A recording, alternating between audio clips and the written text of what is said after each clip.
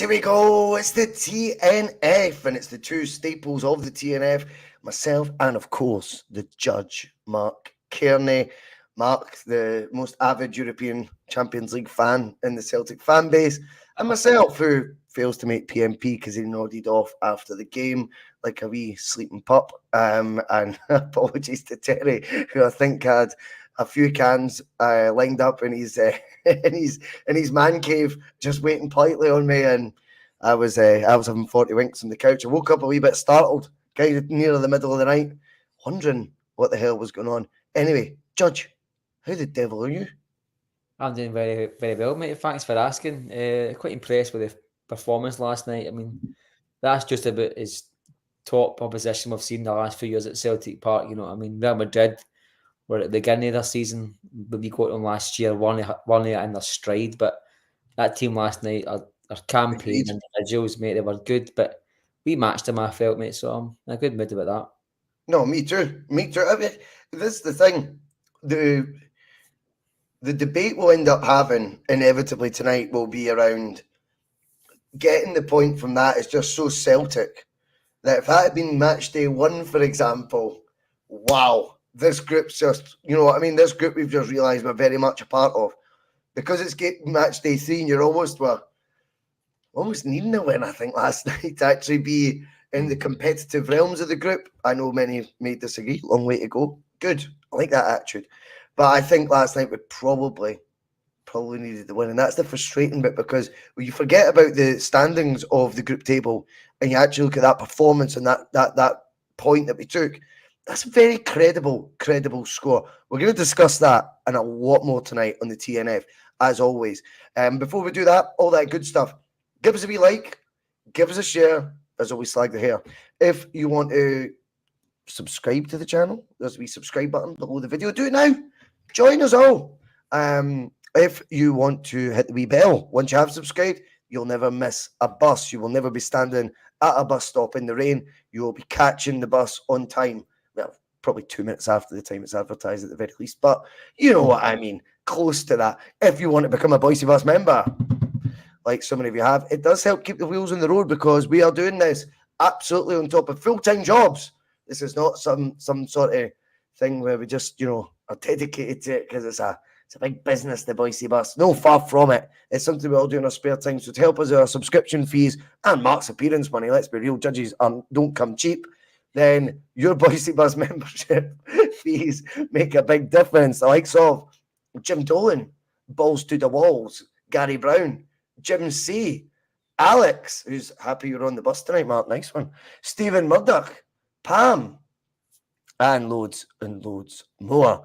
I've all done it. It's $1.99 a month. It's totally optional. All our content on the YouTube is completely free. And of course, you can, if you've missed a wee bit of it, you can download it on all your usual podcast platforms. We are very grateful to the EPL Index who put us up for that, using their platform. And then we're on Spotify, all the usual carry on.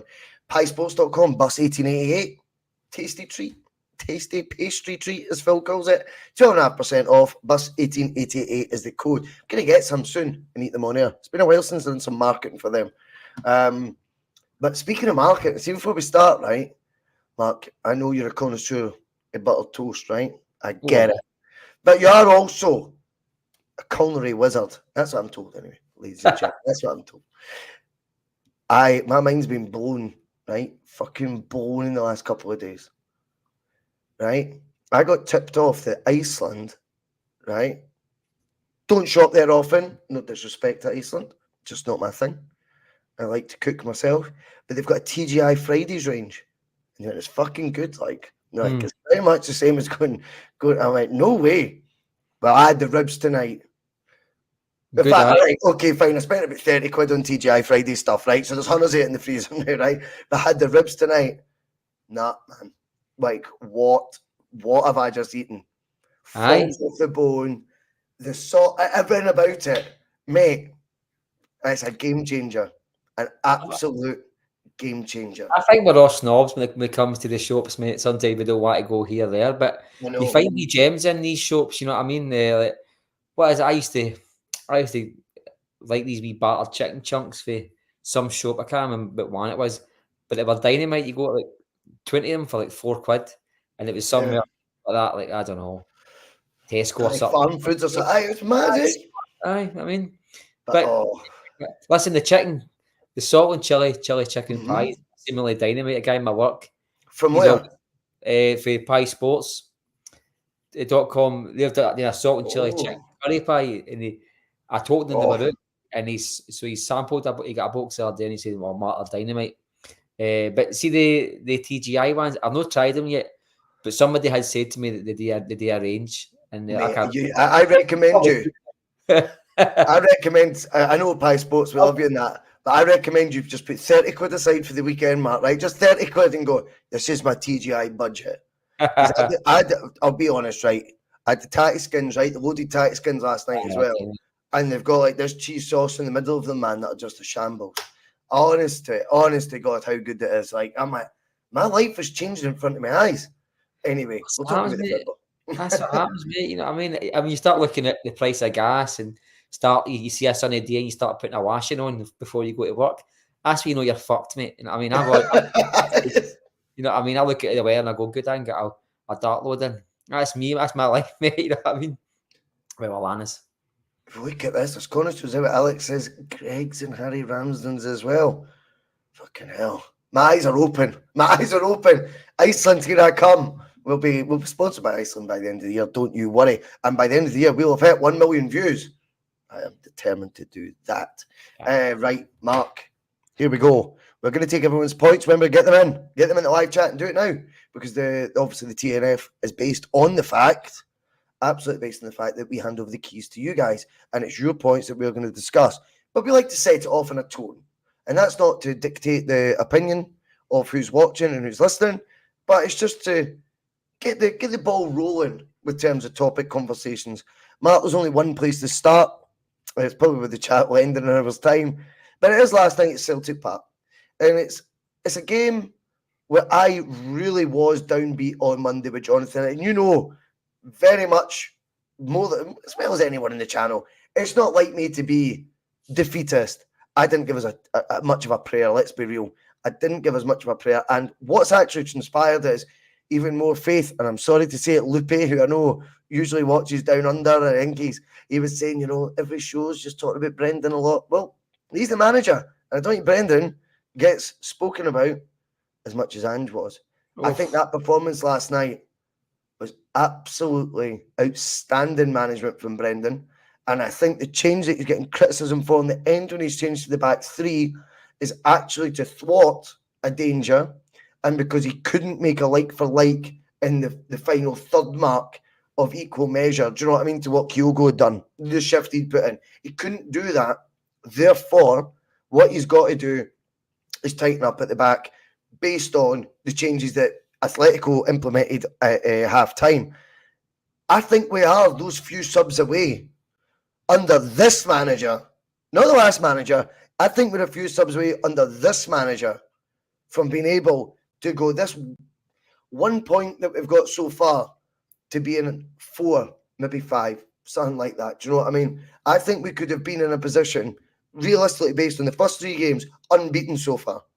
Not saying there'd been 3 wins out of 3, but I think there's a body evidence in the first 2 games. Celtic competed well enough to have got something from it. I think, well, the 2 subs that you see Atletico make, we'll never be able to make at that standard, Mark. But does it not show you the benefit of having that quality, like for like, on the bench? That's what you need to try and relate it to. Don't relate it to they brought in a 20 and a 30 million pound player. Fuck all that. Has the quality in their team dropped when they made subs? No. Has it maybe tweaked their system and improved it? Maybe. We're doing it out of his race is run. His race is run. Now we have to bring on X, Y, or Z. It doesn't feel like we are able to do the like for like. And when we play as a team like we do last night, and like we have in all the Champions League games, we can be very competitive in those games. What was your takeaway from it? That's the one that sort of staring me in the face. Well, it's a lot of attrition in Europe. Sometimes it's not the starting 11. It's sometimes the players you can bring on in the last half an hour to secure that point or secure the 3 points. And I think straight away when the team lines came out, I did say straight away the subs bench is a worry. Not because I was trying to put a negative spin on it as I can be accused of. But I was thinking this could be a game where we need to hang on. We could be hanging on for a point or try to get the free. And I just felt there was nothing there. And there's loads of positives. The takeaway for me is I don't think we've been outplayed in any game. Even the finals game with 9 men, I still don't believe that Celtic were outclassed. I think Celtic have looked, if no, the best team in for maybe 80% of the football we've played in these matches. Now, even the final when we do it in 9 men, they weren't pulling us. We weren't pulling off last ditch challenges. I don't think the Lazio game at Celtic Park that should have been 3 points. I feel. And last night, I think on it's a kind of game where you could win and you could lose it at the same time. Just going on play for play. I thought 2 each draw was probably a fair result, but Celtic could have nicked it if they managed to hold on another 10, 15 minutes into the second half. Who knows? But when you're looking at Kyogo and his races running, Maeda's ran 50 kilometres and Bernardo's starting really his first ever game for the club. You're seeing legs getting tired. Matt O'Reilly's played every minute this season. I know he's not missed much football. And you go, our players that are the ones who are going to make that magic are done. I also thought he's not a player I like criticising because he's one of my favourite players. I thought Arthur Johnson did sell the jersey last night, boys. So you look at the first goal, they go for the penalty. That led for Arthur Johnson giving the ball away. That led to the move. Second goal, Arthur Johnson gave the ball away. They scored, chalked off. The second goal did count. Ball at the back. Arthur Johnson was in Iceland, Shawlands, rather than marking his man. You know what I mean? Probably with you. Well, if he was getting a TGI Fridays, I can It was understand it. TGIs. He did get a TGIs. So he's not a guy I like to criticise. So I'll just take that as a one-off. But I think in Europe, I think he does have a tendency to lose the heat a wee bit. You know what I mean? And I thought last night, the defence, I thought Taylor, in my opinion, played very well. Scales was brilliant. Carter Vickers hadn't found his feet yet, but it was still a colossus. I think out of the back four, I think Johnson kind of let us down near Hartman, but just last night. And I thought Joe Hart was quite commanding when it had to be as well. I thought when there was a lot of argy bargy in the box at corner kicks, I thought like he was a presence, and we've not seen that enough with Joe Hart. But all in all, look, we were out of Europe after the second game, right? We know that, right? But it still doesn't mean that we can't build on it. We've got 3 games. Let's get the 4 points that I said we might get. 4 points would be a fantastic achievement for Celtic this season, considering we've got a worse team than last season. We're a team basically in transition. We got from one system to the other, and we've got a subs bench that I think is no capable of playing at that level in Europe, and we're still, I think, match for match competing. One of the biggest things that before I hand it back over to you, I think there was a message sent to O last night. I think when Celtic needed an outball, somebody to hold the ball up, somebody to relieve that pressure, and we were calling for a John Hartson, and O was still wearing his tracksuit at full time, and I thought Rodgers isn't behind him. He might get some game time because Rodgers did say this team won't start every week because we've got a lot of games coming up in the next 21 days. My worry is that he By might start default, not Saturday. logic, though. It's Is by that? default, not choice. I think so, mate. And my I worry agree. is he might start Saturday at Easter Road, and we've saw that movie before when you bring in dumplings to play up front in big games like that. But that's another story. But I think the Champions League has gave a few players who we all knew weren't good enough, but Bernabeu, etc. It's gave them all a wee shake, and it's gave the board a wee shake. I'm hoping come January that there might be some action because if Rodgers can bring Scales into Champions League quality, we could do with good players after that. It's a great point. That's a great point. I'm sure we're going to delve into recruitment and what we can do better, and maybe building a body of evidence that you deserve a better crack at identifying players yourself as opposed to taking the ones from a very poor strike rate Mark Lawwell so far. Aye. I don't think there's anything wrong with that, and maybe they needed that conviction or convincingness from Rodgers doing it with the players he's currently got. I absolutely agree on that front. There was an interesting point you made though about the back four. Johnson, you've kind of identified as a one-off, strictly as a one-off. You said that yourself. That there was a couple of aspects, particularly the first goal. you're kind of leading a wee bit of responsibility his way. Now, the thing is with the fullback here, I feel Greg Taylor's targeted in Europe in particular. I thought he was last season. Yeah. I don't think there's been much of a change of my opinion this season. And I'm not trying to pick on Greg Taylor for that. Teams, no matter who you're playing, you can play in Real Madrid, you have to identify someone in the team or an area of a team that is a weakness to try and beat them. Does that mean if you're identifying, I don't know, like, the Real Madrid left back, that means he's a bad player? No, it just might mean that's where we think we might have, that might be where we think we have some joy. And that's absolutely fair enough. But Stephen Murray came in about 5 minutes ago with this, and he was saying, because of the obviously the progression of Scales, the fact that we switched from Nat Phillips came on, which tells you Nat Phillips, as I kind of thought, is probably now not being used by Rodgers purely out of loyalty to Scales. I think Nat Phillips was a Rodgers identified player. I can't deny it. I'm convinced of that. And he was the exception to the rule of the window, albeit we could only achieve of getting him on a short-term deal. And of course, typically in Celtic's mad ways, it becomes the most overflooded competition in the squad, the centre-back area. But what do you think of maybe putting a Liam Scales at a left-back? I think in Europe, there's a big difference between what you're expecting in an attacking sense from a Greg Taylor as to what you are domestically. Domestically, he finds himself, he pops up in positions. Me and Terry do the PMP often, and we're pissing ourselves laughing. Do you remember when Greg Taylor's at the near post for that cross that came in, and he's nowhere near his, where his domain would be normally? Would the Liam Scales be better suited to the left back if it is a position opposition sides think they can target and think there is a chink in the armour in Celtic's back four? And would Liam Scales at left back not allow too much of a drop off in quality? If not, it might just be, zen. It might even get better. Who knows? Scales is in such a rich vein of form, it feels awful saying that. But maybe putting a Nat Phillips, were it to be him, at centre back with Cameron Carter-Vickers, and not dropping Liam Scales at all, putting him at left back away at Atletico Madrid, for example.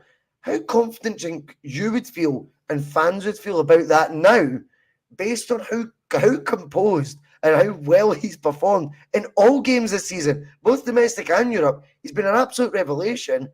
Whilst you might not want to upset that apple cart in that form by moving in position, maybe though it's a place where he's played so regularly in the past that actually he might be a perfect tonic for that area, especially whilst we've got this depth, this squad depth at centre-back that we currently have the fortune of being able to choose from.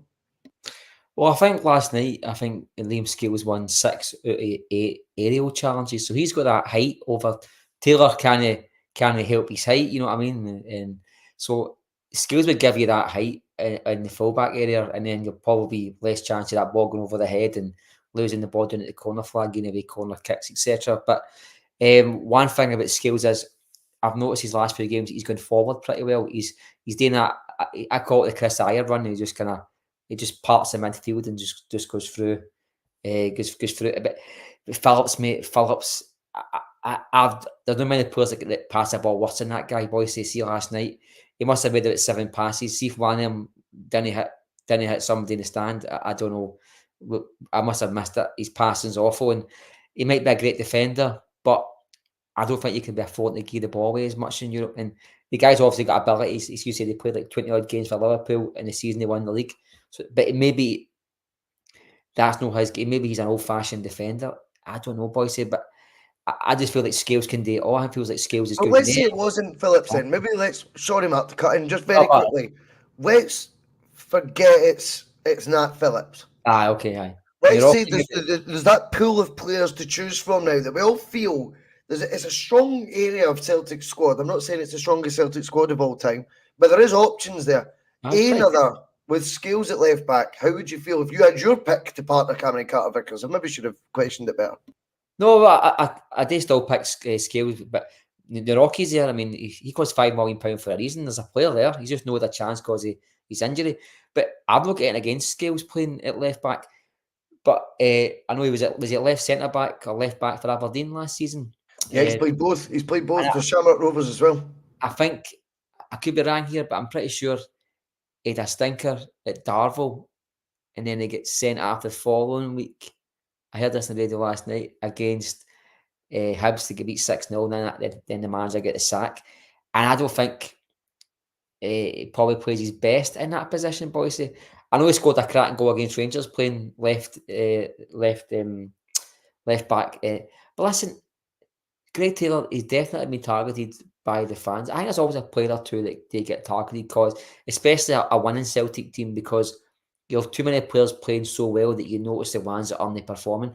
But I feel like the last maybe 3-4 weeks, he's been spoken to by Brendan Rodgers because his game is going up the way. It is getting better. He's making there was that game he was more or less playing midfield. Remember, I think it was against Kilmarnock at Celtic Park, and he's more or less midfield, and he's been playing pretty well since then. I feel a couple of games I've saw him since. I don't see the rush to do him, but would I be happy with Scales at left back? Aye, because he looks to me like he's quite a utility defender. I think he could play anywhere. You know what I mean? I mean, as I said, he won 6 or 8 aerial duels. I think he had 2 tackles in the box and 1-1. You know, that's probably no bad against opposition like that, Boise, where you need to be 100% sure before you put your foot in. You look at poor Greg Taylor last night. He set a goal up with a beautiful pass, but also we got done with that one where he got his leg in front of somebody who was about to kick the ball. The same thing that happened to with Lager Bielka at Ibrox. You know, we get away with that time. We didn't get away with last night, you know, and I thought it was unlucky last night with that, but like Michael Lustig, I didn't see the rush to get rid of him out of the team. I don't see the rush to get rid of Greg Taylor because even when he's having an off day, boys, I still feel like the guy's got a base level. He's got a base level at Celtic where I think he still performs at a fairly high level. But if I was going to drop one of the back four, I think out of the four of them, you would say Greg Taylor because you can't drop Arthur Johnson, you can't drop Carter Vickers, and you can't drop Scales. But then again, the question comes again, do you need to drop somebody? Is it gone? Are we shipping goals in now? Even in Europe, we've played 3 games against good teams. One with 9 men, one against Lazio. We got a penalty last night. We only lost 5 goals in their 3 games. We could have scored 10, but we're not shipping goals, mate. You know what I mean? And I do feel like we've been unlucky with a few goals we've lost. It's been typical Celtic balls. And balls into the box, and balls just at the top of the goal into the net. That goal, the winning, the equalising goal last night, that Lisbon Lions stand has seen that goal about 100 times in Europe. That wee dripping ball hitting the back of the net. And reminded me of Malmo. I don't know if you remember, we beat Malmo 3-1. I was there. Oh, that's right. Baguette, was it? It may have been Birgit who did it, and it was 12 out, and you knew that second goal was going to hurt us. You just fucking knew it. I think it was 3-0 at one point, boys. I think it was 3-0, but I might be, you might be 3-1, might be right. But it was definitely 3-1 when that ball went, and I remember the one like at the end that it was just towards the end of the game. Oh, but you're right. You've seen that type of goal time and time again, and I do think Celtic are very unique in that way that it could be 11 different players, but Celtic's very Celtic-y at times. You know what I mean? It's like it's so weird how they must end up almost adopting that Celticness in Europe, because how can it all be conditioned in you when you're completely new to the club or you're a completely different set of players from the last Celtic moment? It's weird how it feels like we work in patterns like that. It's very interesting. But I do, notwithstanding all that, feel like there's been progress made in levels of performance. Now, I can't be inconsistent. It's about points, not plaudits. It's very interesting the contrasting views. I think last night it took for the penny to drop for a lot of people what an elite manager, from one elite manager based on what Andrew's doing so far down south, yeah, maybe he is elite, maybe he is, but from one to another, one seems to have got a lot more credit, shall we say, up until now. But I do feel like that's swinging as well a wee bit now, the pendulum in Brendan's favour. I think there is now a viewpoint from the fans going, actually, He was hamstrung a bit at the back before. Actually, he was trying to get his own methods across. Why did he necessarily need to be worse? Because they're what? Not as rock and roll, if you like, type of football. That's irrelevant. It's about winning games and winning them, doing it a way he knows how to get across the players. That his philosophy is the same as Postecoglou's and any other manager. He trusts his way to win more games than I'll get beaten in. That is the facts. I feel like last night, albeit from my point of view, I like to be a winner.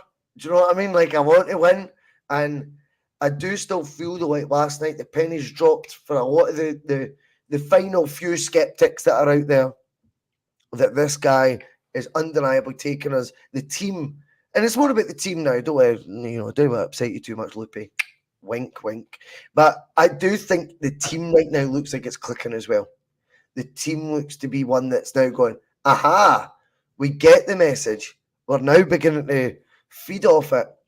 Are you in that space where you think, based on Celtic's performances, particularly the last sort of 4 or 5, including before the most recent international break, obviously, but the Celtic team is kind of it's going through the gears a bit now, and it does feel a bit like whatever the final package that a manager's looking for, which they never ever strive to achieve, by the way, unless you win like a Man United treble or some crazy Man City treble. That's the final package, right? We're never going to do that. So there always got to be improvements you can make. But in terms of as close as you can get to a final sort of outcome, I do think Celtic are strides and strides further forward on that journey now under Rodgers to what it did seem when we were drawing home with St John's the next in the League Cup and things.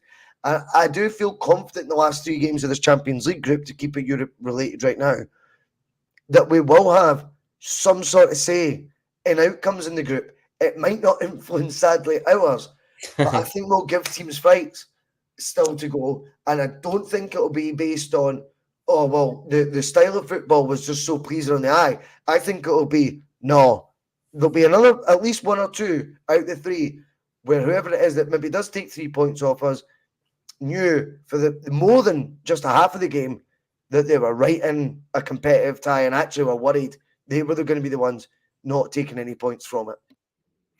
Well, I think the day some English journalists said that Celtic have played the best football in the Champions League so far after 3 games. Yes, and he's an Italian-based, a French football-based. No, he does Italian football. It's the guy with the long hair, isn't it? With James Richardson. I can't remember his. They're foreign-based, mate. Foreign-based. Honestly, focuses on European football, so that's very interesting. Celtic aren't playing tippy-tappy football. There's a lot of purpose to their play. The St Johnstone game, Rodgers called it his Lincoln Red Imps moment. Said after that, I just felt like there was clarity in the air, and the players just clicked to my vision. And I think if you asked Rodgers, he would say Celtic are in second gear just now. I think we've got levels to go, but that's not a criticism. That's me being optimistic about how far we can go under Rodgers. I love Rodgers. I've said to you a million times, even when we were in the midst of travelling to Australia to where they blow up kangaroos, how much I would rather swap Rodgers for Ange. And I stand by that. I think the guy's great. But Rodgers is such a methodical man when it comes to managing the football. You can just see him just learning things, picking people's brains. Don't forget, this guy left Celtic 4 years ago. Football players can get better, but managers can get better today. The guy's just turned 50. You know what I mean? That's young. Great point. I think he was still in his 30s when he joined Liverpool. And look what the job he did for them. One slip away from winning the EPL. A trophy that they couldn't possibly win until COVID started and them and Rangers got a wee duopoly to win leagues. But I'm not entirely sure in terms of how far Celtic can go this season in Europe. But see, I'm more confident this year that we're going to learn lessons. See how time you listen to Celtic getting beat. I'm fed up seeing Carl McGregor and managers got that. Oh, we've learned our lessons. We need to pick ourselves up.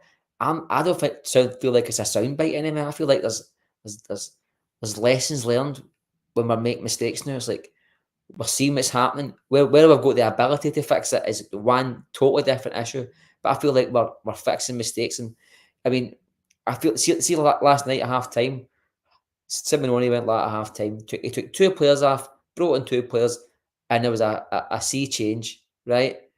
Rodgers does that in Scotland, not because he's playing against Diddy's, it's just because he's got the squad depth to do it in Scotland.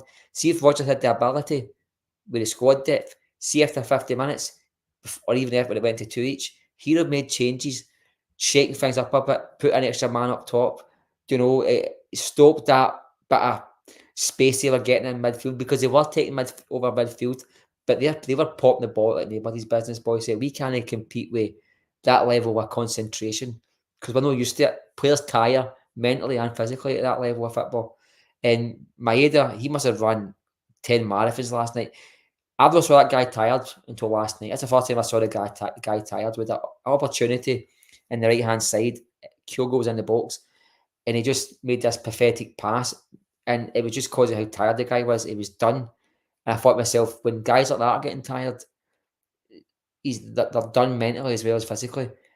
If we had players on the bench that could have helped these guys, you know what I mean, took the pressure off of Celtic, because you can run twice as far, twice as long with the ball at your feet than what you can, excuse me, defending it.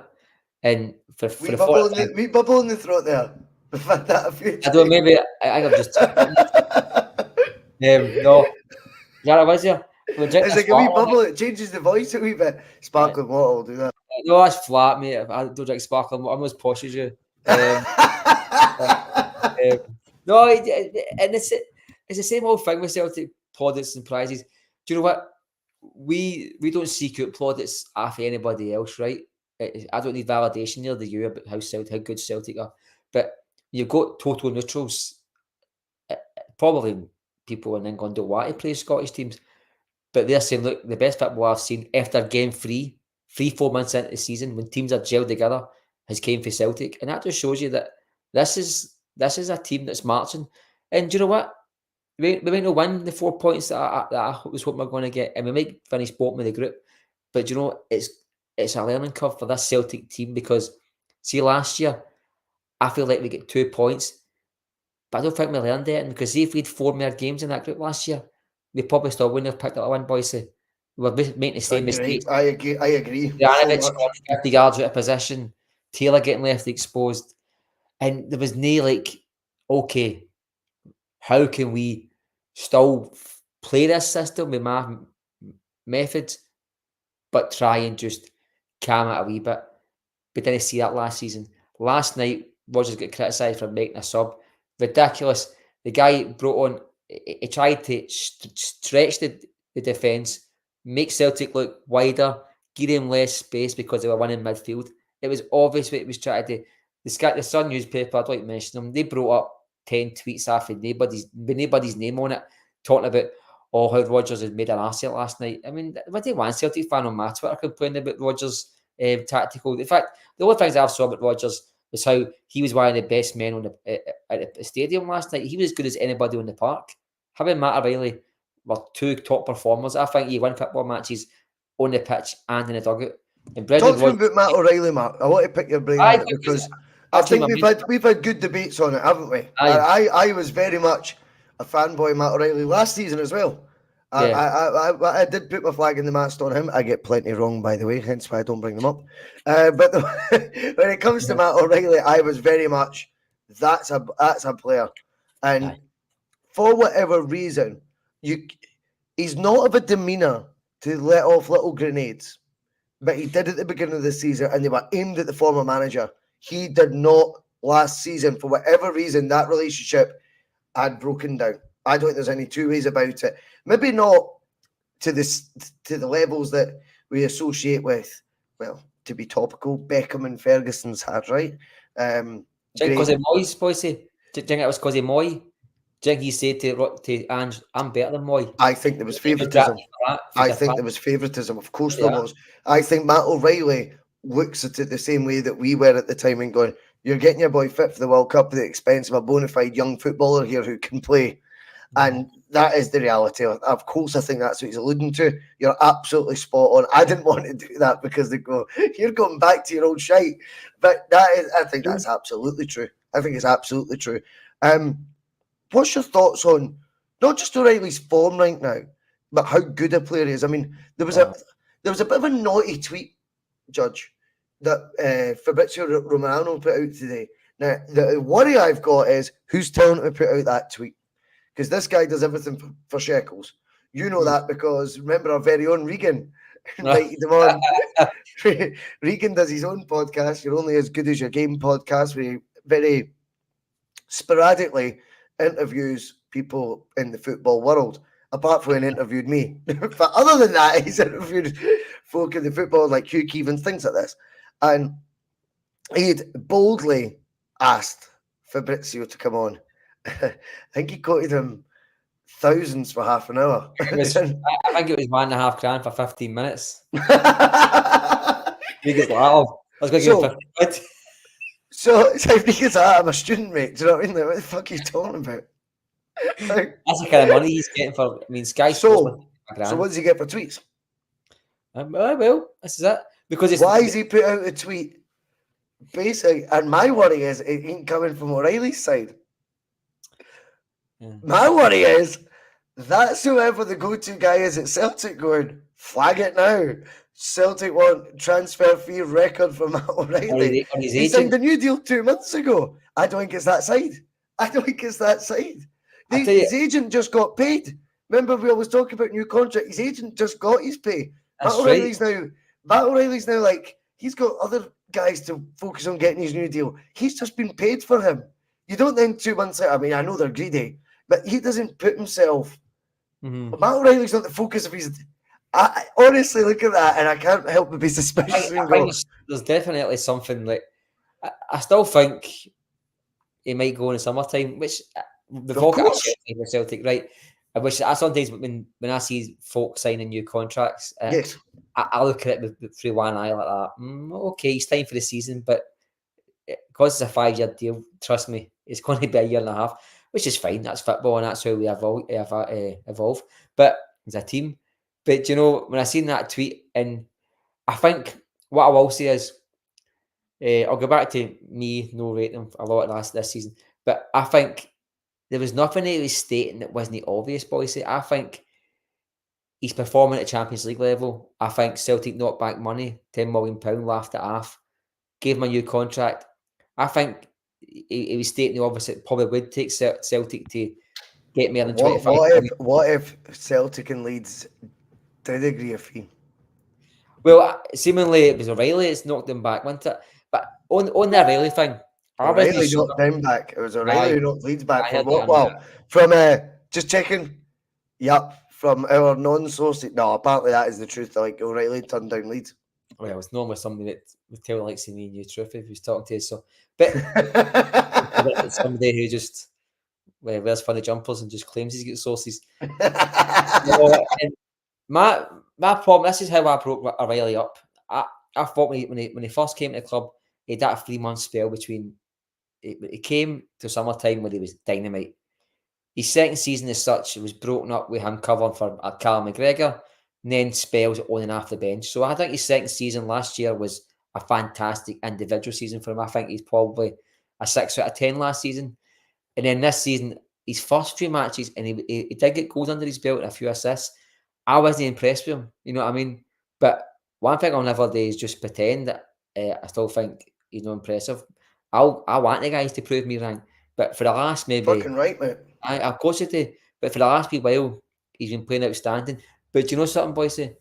I feel like his form has really upped since Carl McGregor's found football again. Because I thought Carl McGregor was red rotten.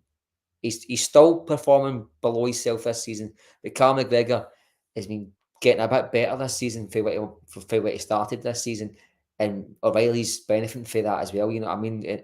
And he's pushing forward a bit more freer. Carl McGregor's no making as many bad passes. He's not out of position as much. Hatate, I think's been red rotten and all, to be honest with you. I think just a wee footnote on last night. I think Abada getting injured was a bonus for Celtic because we found Palmer, right? I thought Abada was rotten this season and needed dropped. He wasn't getting dropped unless his legs fell off. I felt the same about Hatate. He needed dropped because he's been rotten, and we found Bernardo. Last night's only a small sample size, but he performed. That was his first start because he got 90 minutes basically, and the guy did not look out of place. And this is a guy who's under 21s for Portugal. Hardly played a first team game really for anybody, and he looked like he was supposed to be there at the Champions League against Atletico Madrid. So I thought there must be a player there. There must be a player, and he's hungry. I felt like Hatate. I gave him an excuse. I says his form's dropped because he's trying to get a move. Then he get injured. Wouldn't speak to the club until after the window closed, which is I was suspicious about, because if you're injured, there's no distractions. You can find a club or sign a contract. He got his contract after the window closed, which is suspicious. And now he's got his contract. He's nosedived again even further. I don't think he's put a 10-minute spell this season together well, Boise. And I think hopefully the guy's back as soon as possible. Hopefully it's weeks rather than months. But I feel like he was needing to cut a teammate for the sake of the team, if not himself. And Bernardo might be the Palmer, because I don't think Lewis Palmer's getting a start for Celtic at this stage in his Celtic career had a bad and not get injured. Because we gave him a 4-year contract and he got injured with signing the contract. Same as Welsh. And this could be the next Palmer, where we find a player through bad circumstances. And do you know what? See, he plays 5 games, plays pretty good football. At least we know when Hatate comes back, we've got somebody who can step in. Because my biggest criticism with Ange was he had too many players that did not get 1 minute of football. And then when the first pick got injured, the guy coming in was lost, nowhere near it. And whereas this situation is, we've found our back 4 now. We know our strike force. Midfield has been a bit on and off form. Now we found another option because yesterday at this time, Bernardo was not an option for Celtic. See now, Not in our minds, anyway. yes. Not in our minds. Not in our minds. But now in Rodgers' minds for sure he is. Yeah, good point. Sure yeah. And I think last night, boys, if the guy had played 100 games for Celtic, he wouldn't have looked at a place. That was his first match, I'm going to say. Very impressive. He did look good. What about Palmer? You've touched on him there. I mean, you've got to give guys like him his due. I think he came for the second largest transfer fee of the summer, if I'm right. And I think it was an underwhelming signing, not through his own doing, but from the fans' point of view, they were expecting a winger of substance. I think a lot of them would put their heart on the Podence one from Wolves, for example, who'd previously cost 12 million quid. Would never have cost us that, but because he had previously cost 12 million quid, elevates him a bit. I get why. These scouts do a hell of a lot of work as well that end up paying 12 million, but also it's a drop in the ocean to these teams in the EPL. However, 4 million euros for a Luis Palma isn't Celtic necessarily pushing the boat out either. No. And the lateness in its arrival of Palma kind of made you feel like, well, wait the fucking new here. That was one that was going get him 6 weeks ago, 5 weeks ago, 4 weeks ago. Why was it so late in the window from a guy from Aris? I don't know if I'm pronouncing it right, for the Greek side, at a 4 million fee on what will be a wage well within Celtic's tight sort of structure. All of those led to you go, you had other targets, didn't you? And you've not got them. And that's unfair on Palmer, but unfortunately, that's just a landscape. He's coming to something we're looking at all prisms of as fans of the team. We can't just look at it from, well, we'll just, watch you individually and judge you then. No one works like that, mate. No fan does. You go, oh, well, how's, why's, what's going on here? What? But his numbers for the Greek league is what really, really encouraged me, because I went, they're decent figures, both goals and assists in a similar stand in the league. The Greek league will be probably more ultimately competitive than the SPFL because the teams won't have that much disparity, but they'll have a few giants in it also, whereas ours is one giant, one wannabe giant, and 10 clubs that could honestly, even if it was an open goal in front of them, how to become a bigger version of themselves, we don't miss every single one of them. Mm-hmm. Whereas I would imagine it's slightly more compared, particularly when you're not playing for one of the giants. So I looked at his goals and his assists and very blankly looked at the best bits. That can always be misleading. But I just thought if he has even a similar effect And the Greek to the Scottish League isn't this crazy transition like Burnaby made from South America, remember him? But like even the players for Japan, even for the likes of Japan, it's a big transition, or Asia, because they've some South Korean players as well. Like that's a very different path than moving from the Greek league up to ours, albeit he is South American. Now he's been sort of immersed in European football. I didn't think his path was going to be as complicated. I thought he'd probably settle pretty quickly. But he looks to now, he's found his feet a bit. He seems to have a mad calmness and composure about him, Mark, that really, and this is on the big occasion, remember. Champions League, there's no footballer's dream. I'm not going to say their dream is to play for Celtic in the Champions League. Their dream as a young footballer is to play in the Champions League.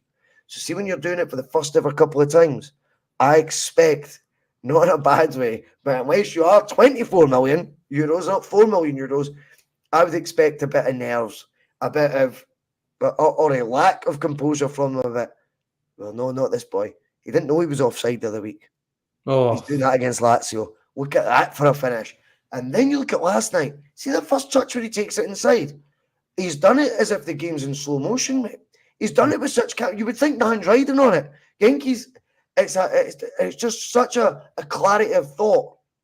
He brings it in, and that vault... I mean, the way he's hit that ball, you cannot hit it better. I actually thought the first time, at first, it was deflected in. I thought he's just rattled it across the goal, and then you see it again, it's right off the post, and mate, that's utterly brilliant. And that's the second Champions League game, albeit one of the goals is disallowed, but the player didn't know that at the time. He has shown levels of composure. Sandwiched in between that, look at that wee reverse ball. Again, notoriously difficult to Tynecastle. Whether it is, whether it's not, is again a different debate. But notoriously difficult, at least at the very least, as feisty a domestic fixture as you'll get apart from the derby. And you look at, again, clarity of thought, execution, perfect. Trying something that looks out the ordinary or looks a difficult skill, but having the calmness, the coolness to execute it to that level, regardless of the circumstances. Then the circumstances, he realises after he scored, you can see this in his celebrations. I don't know if you've noticed that. Even when he got the assist for O'Reilly at Tynecastle, it's like once it's all happened, he goes ballistic. But in the moment, this isn't a boy getting giddy, mate. This is a guy who's got, as I'll say again, clarity of thought and the execution to do things on a high level in high pressure circumstance. He looks like someone who, over this season, I'm going to hedge my bets on it now. He'll get similar numbers to what he got in Greece. It'll at the very least be double digits in both that goals and assist column. I'm all for that, mate, for my wingers. Oh, I definitely. God, he actually reminds me of Abada, but a wee bit more finesse. Abada's more like a kind of jack in the box. Don't blink now, you'll miss him. He's scared to take a man on, can be a bit deceiving, hit and miss. But I feel like this guy, he's got something about him, you know what I mean? Like, I don't know, like, as I say, he's a wee bit more finesse than Abada, and I think he can date the big stage and all. And he's only been with Rodgers for a couple of months now, and he looks the part, you know what I mean? Give him 1 season under Rodgers and let's see what he can do. I think the shirt's his. I think Abada's got to come in and take it back. This is what the good thing. This is what I'm saying here about sometimes you get lucky with unfortunate circumstances, like because we need a penalty taker. I would be confident him. If we are going to be winning normal, we've won 4 this season, which is pretty good for us. But if we're going to be winning penalties this season and they're going to have to count, we need to stop missing them and stop making an arse of them. You know what I mean? We need to start putting them away. Well, we've not a penalty taker. You spoke about this in one of the pods a week or so ago. We know somebody we could rely on for a long time now. You know, P&B what I mean? With Terry, you were in the chat. You were talking about Alan Thompson. I'm like, he's right. That's 20 years ago. And do you know something? Like, it sickens me to say it, but even that guy across the road at Rangers, he's maybe took 75 and scored like 66 of them. That's good numbers, mate. That is good. Most strikers would be happy with that. We've not got that. I feel like Kyogo, I don't know, even like say, we scored one at Livingston a few weeks back, and it was a really bad Hattati's got the cleanest strike of a ball outside the box, Mark. So you're going, join those dogs. 25 yards, and he'd probably score it. You know what I mean? I feel like we've got a lot of players that can frustrate the life out of you. They're just missing that one thing. Like, for instance, Brian Christie was just missing the ability to shoot, but nobody told him. So he used to just fucking shoot everywhere. Apparently, Uh, Lennon told him to shoot on sight. That I, was his well, first definitely. instruction. What I didn't realise was it was on site at Glasgow Airport, on site at Glasgow Airport, because every time I said before, I remember Scott Sinclair's last season at Celtic, and I said to Alec next to me, I said, I'm convinced Sinclair's trying to hit me in the face with that ball. Every time he turns in, I went, that ball is hitting this, not this tapped here. Every time he was just cutting in with his wee dunk, and I felt that he was doing the same thing. You know what I mean? But just back when I bad at Palmer, I think he's got that next. See, this is what I talked about. This £4 million player. Normally we go for the £2.5 million player. We've bypassed that one season or so's progression and went for that extra level. Now I seen somebody comment, must have been on Twitter, might have been on last night's pod, talking about we don't need to spend £20 million on players to perform at that high level. No, you're arguing against yourself. What would happen if we did buy 3 or 4, 7, £8 million players? What would that team of Of course it would. high performers look like? Because £7 million players don't guarantee success, but they guarantee or they give you a better chance of success. And he's 23, not 21. Uh, You know, do you not see the difference there as well between a 19 to 21-year-old? Do you know what I mean? Even the age-wise as well. Do you know what I mean? It's interesting, eh? You don't get many Jude Bellingham's, boys, say that go 19-year-old turn into world-class football players. They have to mould themselves into football players, right? So that's a progression, just like every apprenticeship. You don't find them; they don't go like that straight away. So you see the better player that you with the more ability you've got, and if you can bypass, you can let somebody else take that year out of their career to train that guy to get to Celtic's level rather than Celtic drop them down, bringing players and try to pull them up.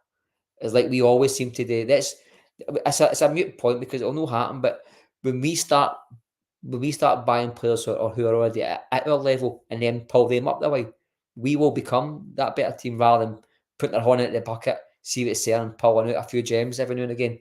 I don't think that works at Celtic long term. Now, you can argue Celtic's model works. Does Celtic's model work, Boise?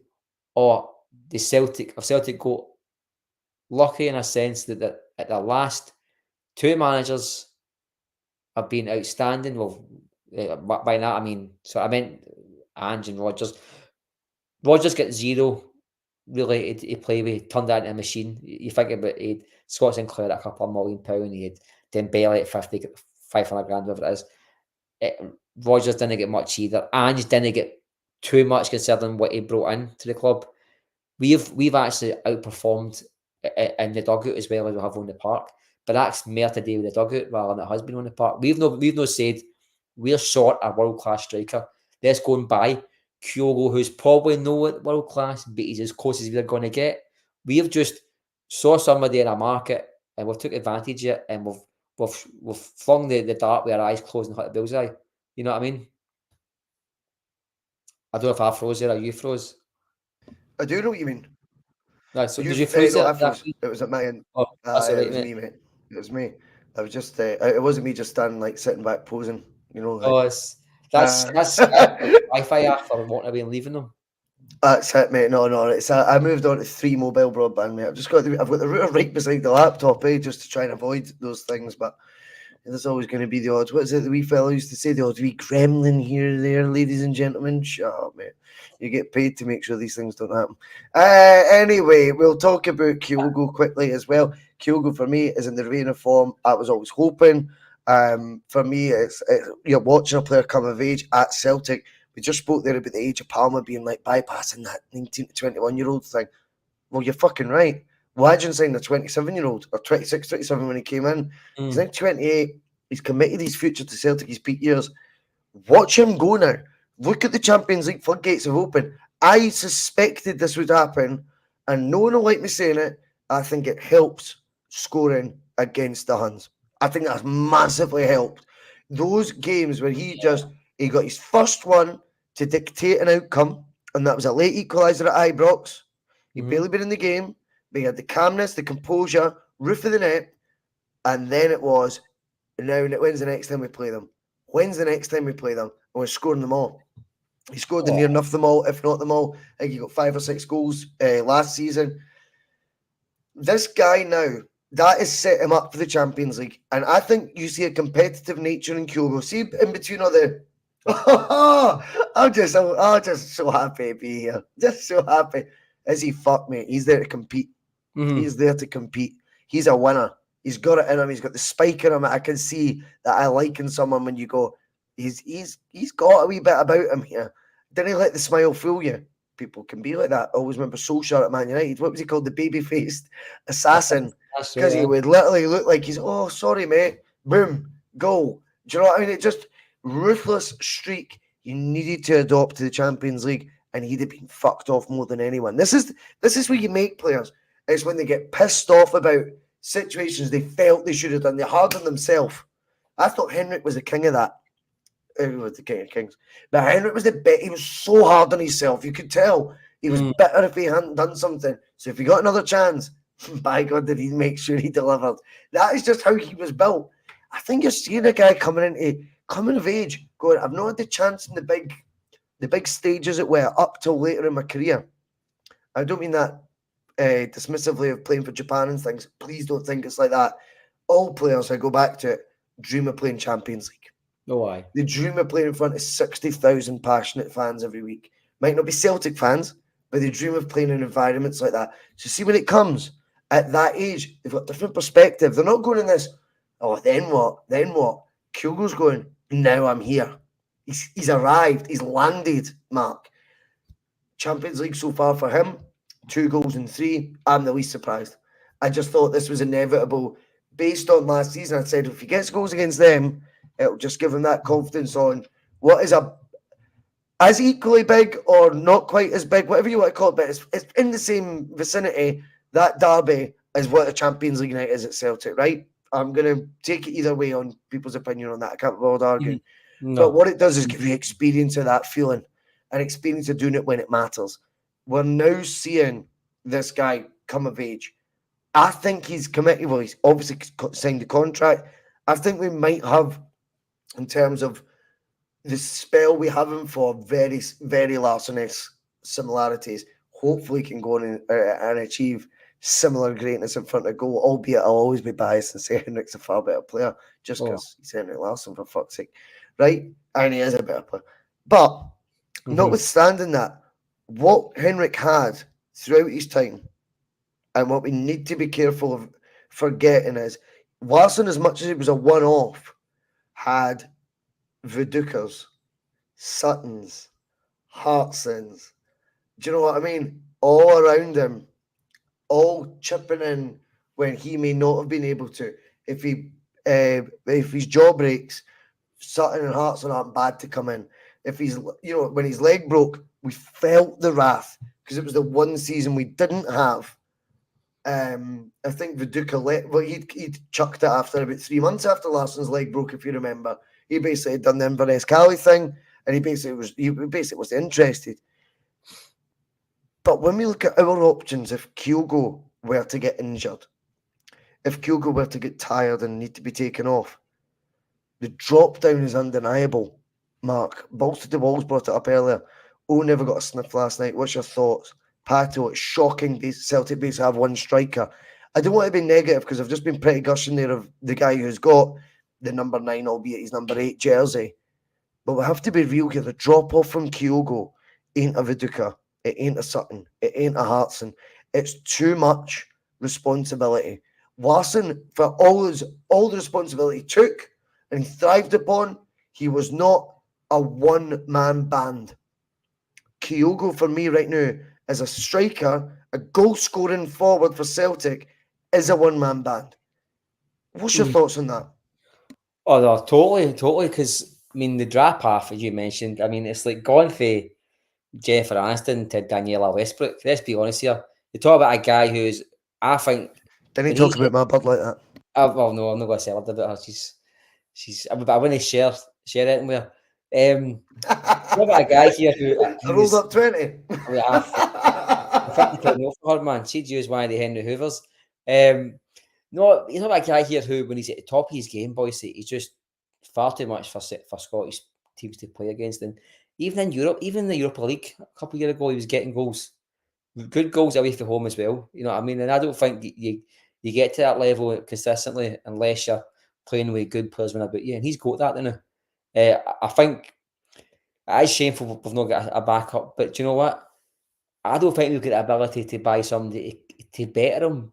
But we should have somebody there who's able to compliment him at least. You know what I mean? Give him some wee bit of relief sometime, because I feel like he's playing too much football now, boys. I think even last night he hobbled after the park. Is he going to be playing on Saturday? I've got a real fear about that. And we spoke about it last season. You're not going to get lucky. Let's see. Forest must be. What does it tell you though if Forrest came on? Well, What does it tell you, Mark? But you're totally right. But see, when Forrest came on, I think he was brought on for a reason. I think Forrest was brought on to hold the ball up, boys. Saying like, I don't think he does a lot of sentences you never thought you'd hear. We brought on James. Imagine Lenny 10 years ago. Well, we brought on James to hold the ball up in the Champions League against Diego Simeone's Atletico Madrid. Killer James is like that big bruiser up top. And you hold the ball up well. He does hold the ball well, and I don't think he tries to beat players and loses it all the time. I think he's normally a decent passer of the ball. I don't think he tries to make dribbles that he can't make. That takes time off the clock, and I think that was the type of player that was needing to come on. You know, I mean, I think Celtic were holding it for the draw, boys, and with the belief that a chance might happen from, because Forrest for me in 2023 is hysterically the wrong choice, but he does provide something. I don't think with the ball bouncing off his legs, with him diving about. I think he's a cheat. I think O's a cheat. I've said it before. He's not a Celtic player. He plays to buy fouls all the time. But no in a Kyogo way where he's clever. He's not cute. No. I agree. I think, and we saw him last week at Tynecastle. He had a chance for a tap in. And what did he do? He slid to kick the ball, looking for that better finish. When all he had to do was stay on his feet. And he did it. It was either pre-season or the start of the season. He had 2 1-on-1 with the keepers and dived he took the ball by the keeper and dived for no reason.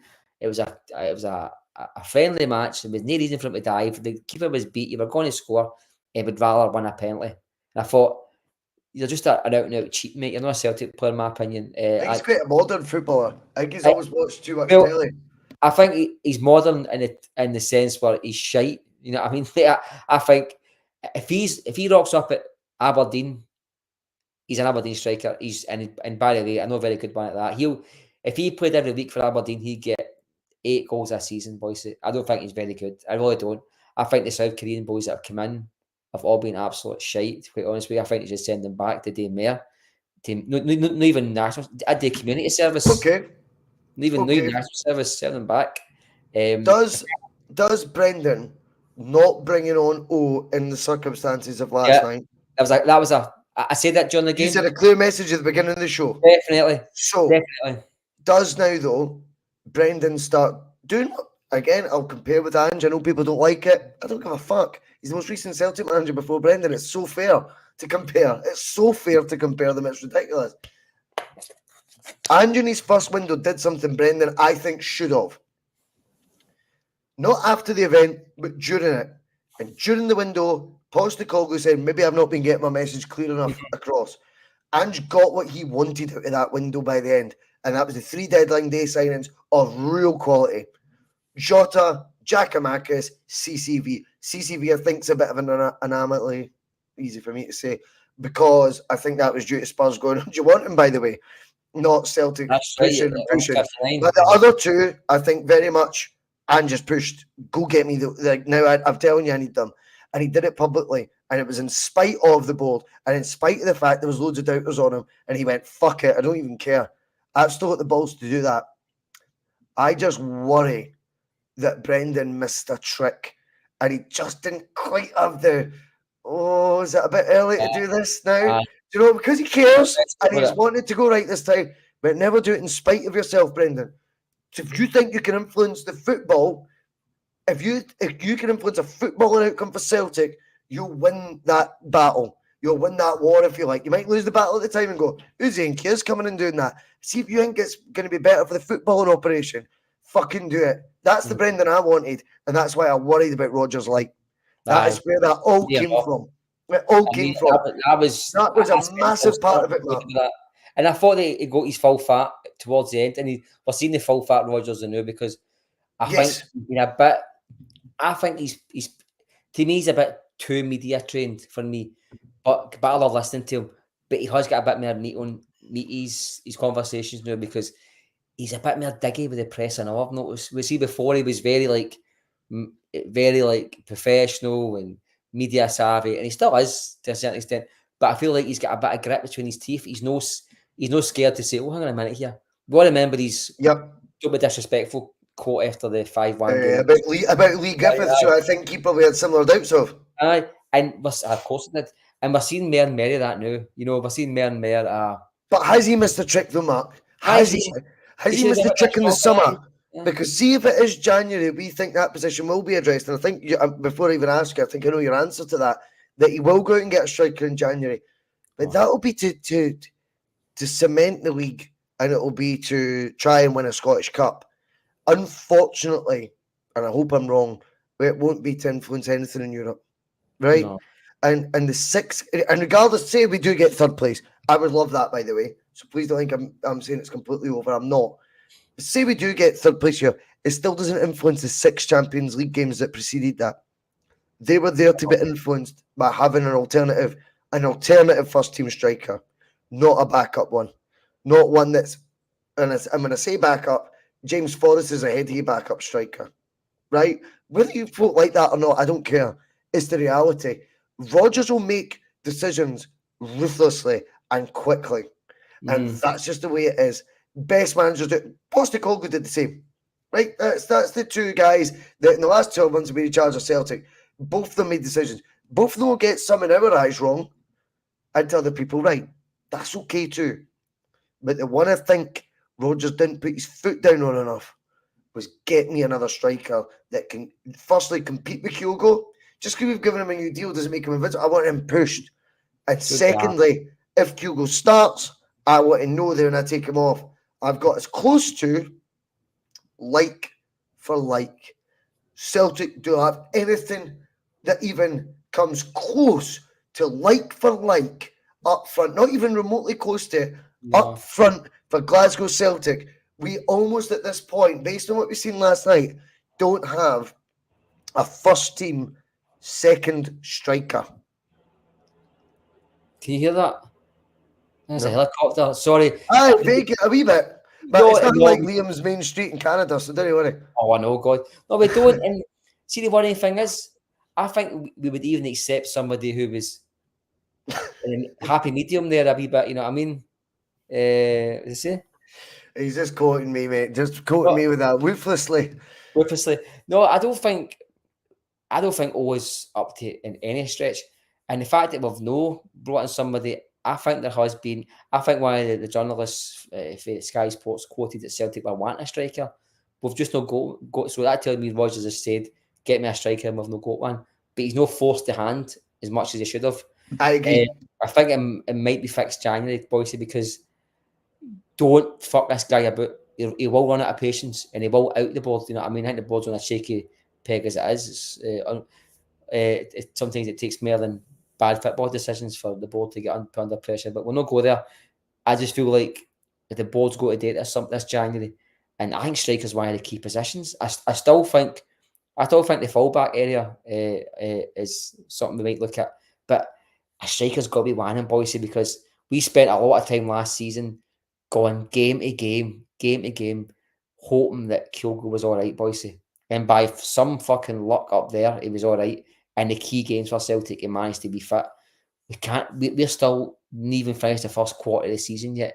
All right, we've beaten Ibrox, we've beaten Pataudry, we've beaten Tynecastle, but we've still got Easter Road to go to. We've still got big games coming up in December. Kyogo's been fit for them all, you're right. But I'm every game I'm watching, I'm like, right, 2-0, get him off. I'm like, get the cunt fucking off. Excuse the language. I'm our Boise.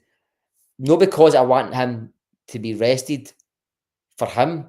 it's for my own good, because I don't want to go rock up to a Celtic game or watch it on telly and we've got all up front, boys, because we need that focal point, and it isn't all. Kyogo isn't too good that we can't get anybody that can complement him. But just because nobody at all who's able to be anywhere near him, you know what I mean? What if he goes for a dry spell of 20 games for getting a goal? Well, that's going to happen. Who's going to take the jersey off him? You know what I mean? There's no one to even be on his shoulder, and I think that was one of the things with Larson as well. As much as he was probably acutely aware, pal, that Saturday and Hearts might be great, but deep down, Martin will pick me for the big games anyway. I think he knew if I go longer, I think his longest goal drought under O'Neill was 4 games. And I think even then you could see when he scored after that focus. I don't know if you remember, like he's like, fucking come on then. It was almost like he's like that. But I think he knew this can change. I might just get taken out and told I'm protecting me and giving me a rest. Fuck, I don't want a rest. I want to play against East Stirling in the League Cup midweek. He wants to play every game. But the only way I can play every game is if I keep doing it. And he's putting that pressure on himself, but also because those around him are putting pressure on that jersey. Whether it be just him or not, they're all on it around him. That's a great way of putting it. There's just not that right now for Kyogo. And then you've got the flip side of, okay, he picks up an injury. And we've got 3 games of this Champions League group to go. We pull out a draw. Let's say we pull out a draw in Madrid. And suddenly, for whatever reason, the way the results pan out, we're in a shout here, by the way. We go to Lazio and put on a similar display. It gets something. We could be taking final back for 3rd. Mm-hmm. We could be taking. That's not impossible. And Kyogo's injured. Yeah. Everyone can come back to me then. Everyone can come back in the chat then, and we'll all talk about whether Brendan pushed the narrative enough, which I don't think he did. Whether he was supported enough, which I don't think he was. That's where I find myself in that debate. But the upfront one baffles me. A club like Glasgow Celtic should have 2, 3, 4 options. We currently have 6 for 2 centre-back spots. We have 1 for 1 centre-forward spot and a half a 1. That is ridiculous. And 1 for left back, I know. 1 for left back, 1 for striker. You've pinpointed in Europe, we get targeted at left back, and we've got 1 left back. And we were last season as well. And then we don't strengthen that area. You're right. And then we've got 1 striker. So you go. Last season's problem was we didn't finish our chances and score enough goals when we were creating chances. Gary, very quickly before we round it off, I love the debate, Gary. So I'm glad that you've came in with a different. He's been in for a year nearly. He says just on 15, 20 minutes here and there. Is that fair, Gary? It's the fact he doesn't get now 15, 20 minutes here or there when it should be him, mate, that came on last night. That's the thing. It's up to him. I agree. See, you've got to show in the 15, 20 minutes that you are deserving more game time than 15, 20 minutes. Then it becomes half an hour. Then it becomes a start at home against Kilmarnock. That guy's not even near that. And that what he's saying, he can't just get a start. He can't just get a sub bench. Yeah, not a sub bench, a substitute appearance, I should say. When you're if you can't get that, then it's... When you're winning 3-4-0, it's sometimes winning 3-0 at half time and the guy's still wearing a track. He should be on by then if he's doing enough. I tell you something. See if Rodgers ran out of numbers and he had to take away one of his strike force for the Champions League squad, he'd rather have Maeda who can play both positions. I agree. Abada. And listen, that's the same crap I listened to about Bernardo. Bernabeu, who's been there for a year and a half. Folk tell me he's with a chance. Right, first of all, that's me a chance. Second of all, you need to make your chance. You can't turn around and say, like guys that Marvin Compare, who played for Red Bull Leipzig, played for Germany, are total duds. Never played 1 game for Celtic in a year. Not because he never got a chance, just because he wasn't up to getting the chance. Because he's watched him day to day and he's went, nah. Trying to go at that and training every day, or always playing well. But you know what? I just can't be asked big in the morning. He's just always opportunity. If you think he's on the timeline of he's settling in period, now he's becoming like part of the season. I'm sorry, it's there last night. He's on. There's folks still trying to peddle that there's a player in Bernabeu. There's folks still trying to say there's a player in Kobayashi. There's a player in fucking, Yeah. There's folks still trying to say Lagerbielke's good. You know what I mean? I rest my case on him. You know what I mean? The one goal for Sweden did turn into a good football player. But no, listen, he has to create. It's not for us. Right. It's not for us to pretend that like there's reasons why he's not playing for Celtic. He is the reason why he's not playing for Celtic because Correct. you only see if he was a Scottish boy who had been in the first team for a year and a bit, or sorry, about a year we'll call it, who had been through 2 managers, been through a full pre-season, got games at the end of last season, no scored much really, missed sitter after sitter, looked lethargic, looked lazy, dives a lot, just looks out his depth. You would say, do you know what? He's just not at it. So say the same thing about a Korean player because he's still a man in a jersey. And do you know what? I keep on saying this phrase. Celtic aren't a charity, boys. It's not a Make-A-Wish Foundation. We need the Absolutely best not. players in the park for Celtic. If you're not good enough, you're not good enough. And guys like see if he was capable of being on the pitch performing for Celtic when it really mattered, he would have had a lot more game time than the 15, 20 minutes. And the only person that's at fault for that is O. Because anytime you see him coming on, he is fucking red rotten. Red rotten. What else can you say?